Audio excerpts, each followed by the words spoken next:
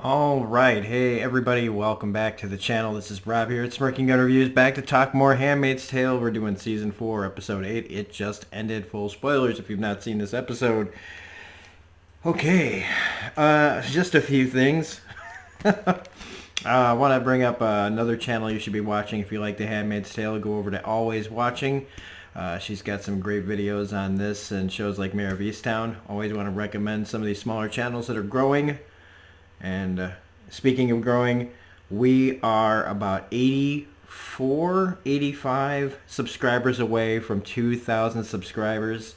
And I want to thank everybody here that has found the channel again and the new subscribers. So if you're new to the channel, welcome. If you're coming back to the channel, welcome back. But when we hit the 2,000 sub, we're going to be doing a live stream for the 2,000 sub thing, so I want to make sure everybody knows to look out for that. So you hit the notification bell, then you'll know when the 2,000 sub thing happens. We're gonna do some fun stuff. We're gonna do some reviews. I'm gonna do some weird shit. We're gonna have some fun when we do that 2,000 subscribers live stream. So yeah, if you're not already a subscriber, please become a subscriber. Hit the like button, all that stuff too, whatever. So anyway, talking about this, I want to talk about a couple other things. I kind of glossed over what happened to Luke last week because June, for 3 seasons, let's call it the first two seasons, right? We were all raging at the screen, for what was happening to June. And then into season 3, we were still raging, And here we are now, at least at the end of season 3, they got some kids out, things like that, Here we are in season 4, and we've finally gotten June, she's out, she's in Canada. And she took it, she sexually assaulted her husband. And that is a very tricky thing to talk about because of everything that June's been through. It's hard seeing her do this. I know some people are calling her a straight up villain, at this point, and that's weird, but this is all very complicated stuff, and I'm coming at it from a guy standpoint, right? And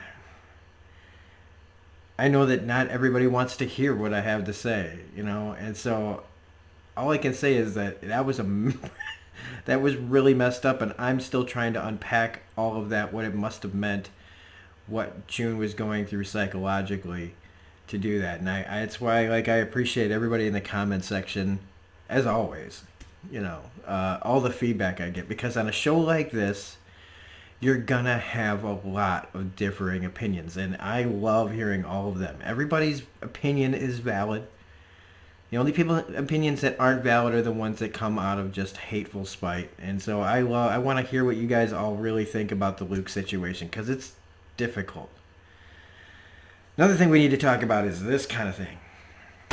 And again, this is something that other people have brought up, is the close-ups. That's why I had it in the thumbnail. It's the fact that we need to see Elizabeth Moss right up in our faces so much.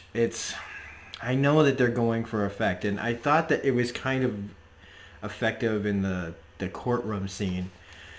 But again, it's just always focusing on her. I think I would have liked to see, like in the courtroom scene, a lot more of different shots. But it felt like one of the reasons they did that was kind of talking to us.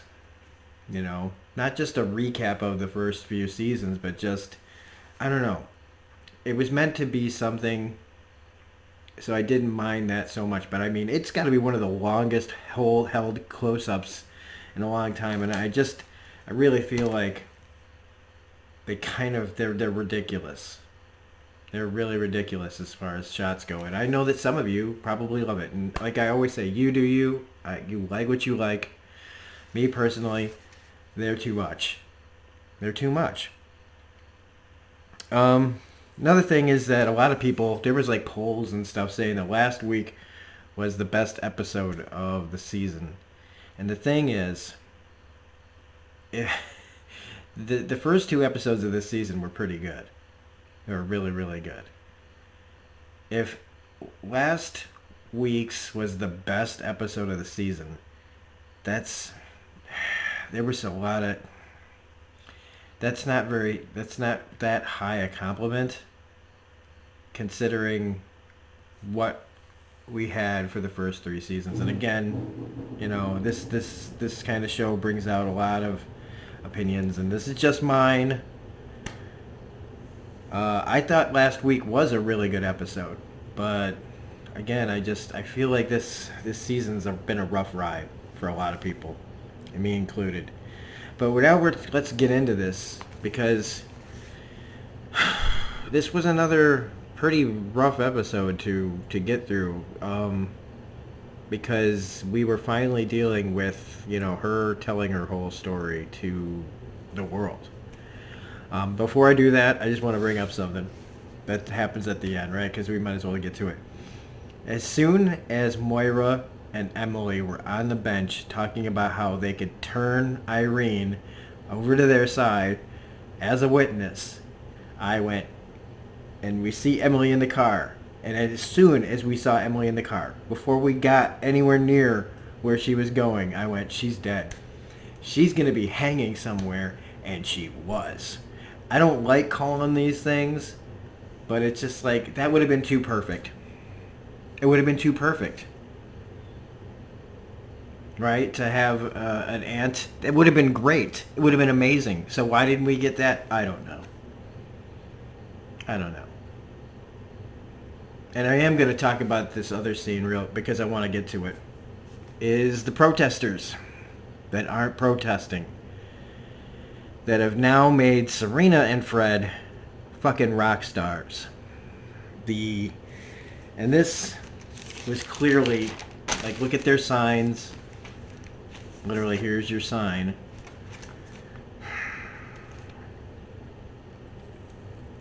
Like, I mean, right after she says to him, did you believe what you said yesterday? And them getting ready to deal with the boos from the crowd, they're cheering. Because what he said in court reached some people.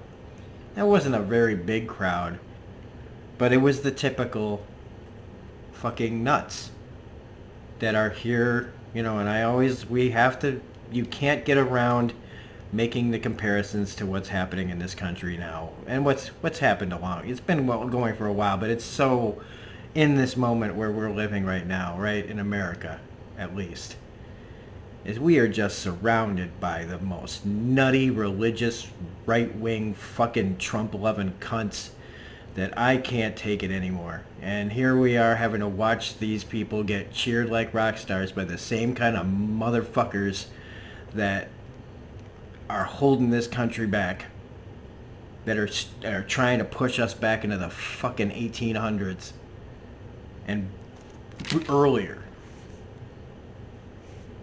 Because there's the line when they were talking to Irene that you people hide behind God every time it serves you. And that is, again, another tool that people are using today, more and more, to try to lie to everyone about why they want this, that, and the other thing. Is they put it all on their God, and they put it all on their faith, when it's all just bullshit. There's people that believe in all that stuff too, but it's all just lies. It's so much of it is just lies. That they all just run to their religion whenever they need to sell the bullshit. And we get all of this every single day. I turn on the TV and we have to listen to this crap from these motherfuckers out there every day, talking about it's not about this and it's not about that. It's about God. It's about, oh, how we should all behave. It's not about the fact that we're a bunch of fucking racist twats. It's not that we hate anything that's not about like what we want, like if it doesn't fall in line with our fucking little brains. I haven't actually acted like this in a while on here, and this episode finally got there. So actually, this is probably my favorite episode of the season because I finally got angry enough to start spewing back at it. Because this episode made me angry while I was watching it, and I haven't felt that anger in a while, so kudos to this episode for getting me there finally. And as Emily said, I feel amazing now. Not really. So, I did like the therapy sessions. I thought that was an interesting thing to go, is get all the girls that were out of Gilead now and work through their stuff. This is where June is trying to... Is she trying, though? Is she trying to work through things? Or is she just trying to get people on her side about being furious and angry and where that next step leads? Because at the beginning, you know, she has to start kind of, even though she's kind of a rock star to these girls, she's June. She's the one who got out, got the kids out, fought back.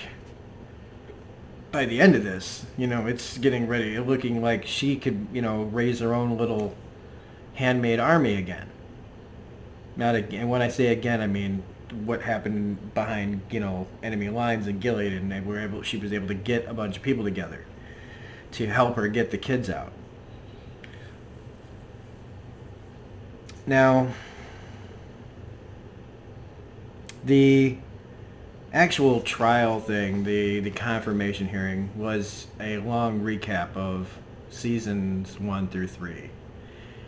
And like Fred, having to hear all of that stuff, like in a, I don't know how long that speech was, around 5 minutes probably, somewhere along there. Hearing all your charges being brought up, all the crimes you committed, all in a row, did leave Fred kind of shook.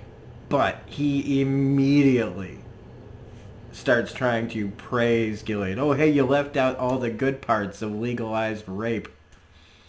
It works. And again, I just flashed to how these people, like down in Texas and stuff, that are trying to, that have made getting abortions harder, and other places that are trying to do the same thing. And still, you know, we don't realize how close we are to this kind of shit happening. Be very, very wary in the state that you live in when they start doing this stuff. Because it's going to take all of us to fight back against this kind of crazy thinking. Because he gave that little speech about, hey, it works. Look at, we've got the, you know, we have kids coming. He doesn't say, you know, he calls them ceremonies, right? And he's gotten some people out there to believe him. Legally sanctioned rape. And the people are cheering for it. Why? Because I guess some people are so sad and lonely without being able to have kids that they'll fucking side with anyone. Just like there were so many people in this country that are so stupid they'd side with a fucking orange-faced reality TV show star. Never underestimate the stupidity of the ignorant. It will never, ever fail to disappoint. The uneducation of people in this country is a shame on it's a stain on our country that this many people are this fucking ignorant. Anyway, Serena, though, she was pretty poised throughout this whole thing, just kind of taking it all in. And she really, and the thing is other than her being poised, she really didn't offer anything in this episode, other than some snarky comments about Fred. Aunt Lydia, though, Aunt Lydia, they are special little delusional torturer, tasing handmaids, tasing aunts, getting called before Lawrence, him calling her out on, you like doing this. You like to hurt people. And it's the worst way that we get to be confirmed that Janine lived. Yay, Janine's alive. All right, go Janine. Except you're captured and back in Gilead and in Aunt Lydia's hands again, which is basically the worst thing that could have happened to her. And she's already saying, just kill me. And I'm basically saying, just kill her. Because, you know, I want Janine to be the one to get to do Lydia in, but I almost feel like Aunt Lydia is one of those characters that will just never die.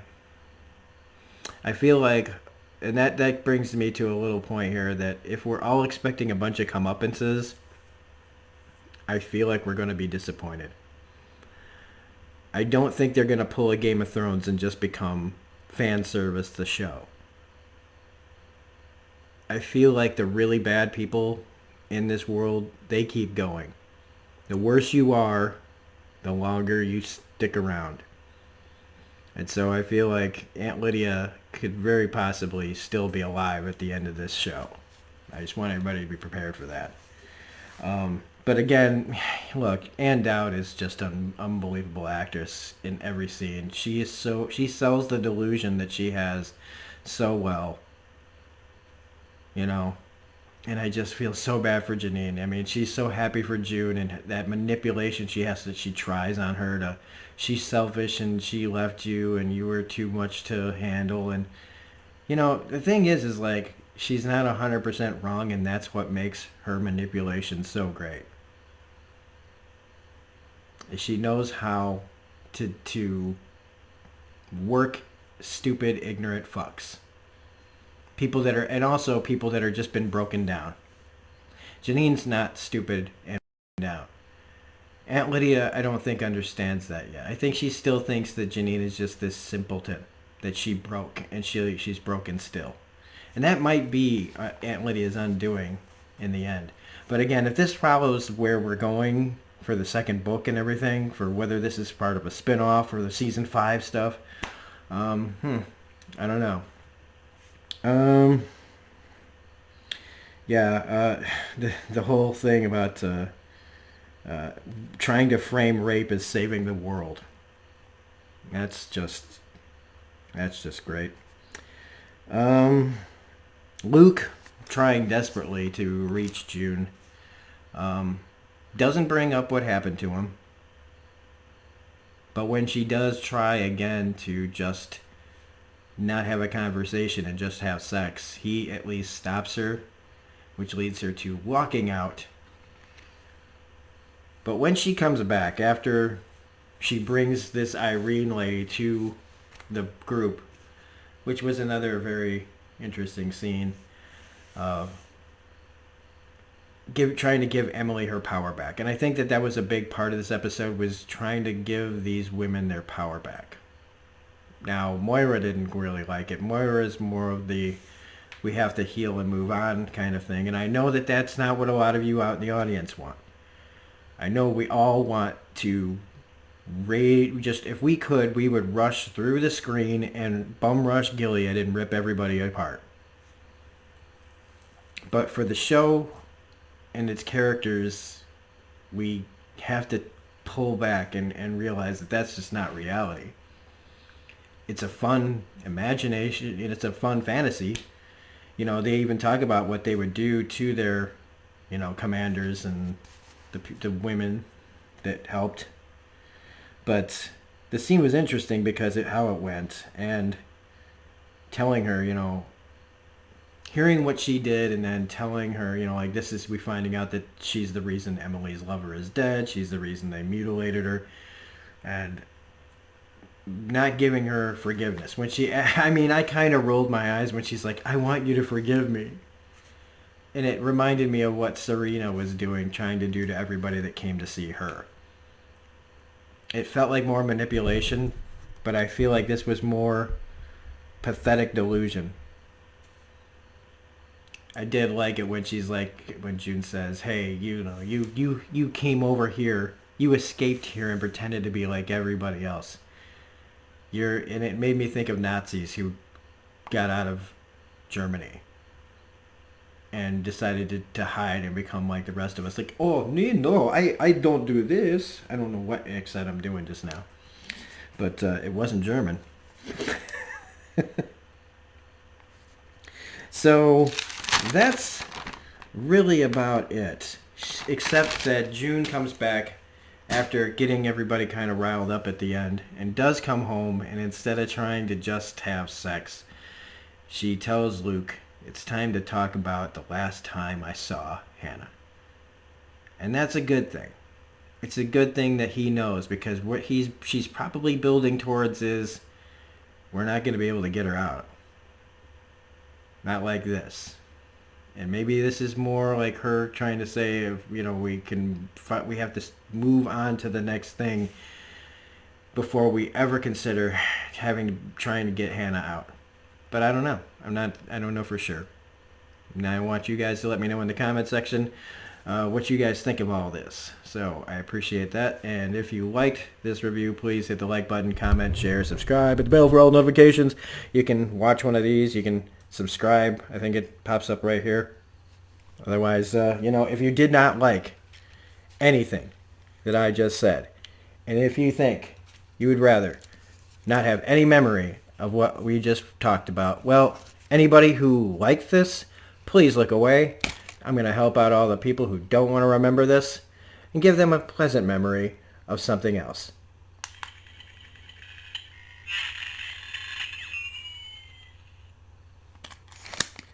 All right. So you just clicked on this and you're at the end of the video. No, this was not a good video for you. But you did watch something else just a few minutes ago, and it gave you the best feeling in the whole world. It wasn't my video, though. So anyway, have a great day, everybody, and we'll see you on the next one.